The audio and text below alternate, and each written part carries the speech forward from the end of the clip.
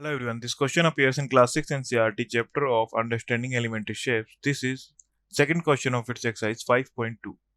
So the question says that where will the hand of a clock stop if it starts at 12 and makes half of a revolution clockwise?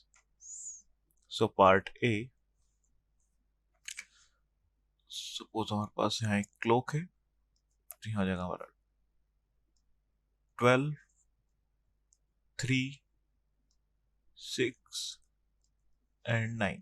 सो 12 से start हो रही है, complete 12 parts हैं में divided है. So start with 12 plus half revolutions. So half हो जाएगा complete यहाँ तक, यहाँ से लेकर यहाँ तक. 12 प्लस 6, 12 से स्टार्ट होता है, सो हम इसे एज जीरो काउंट करेंगे, तो 0 प्लस 6 से हो जाएगा हमारे पास 6. So clock stop at 6.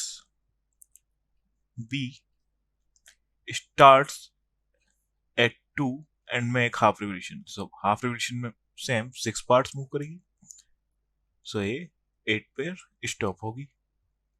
Part C start at 5, 5 से स्टार्ट हो रही है and makes 1/4 of revolution. So total 12 parts हैं, so 1/4 of 12 is equal to 5 plus 3 is equal to 8. So 8 पर स्टॉप होगी.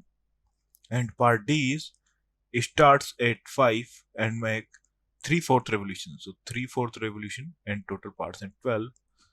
So देगा 5 plus 9 is equal to 5 plus 9 14.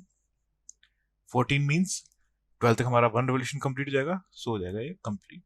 12 minus कर देंगे, 14 minus 12 तो हो जाएगा 2. So ये 2 पर स्टॉप होगी. So that's our final answer. Thank you.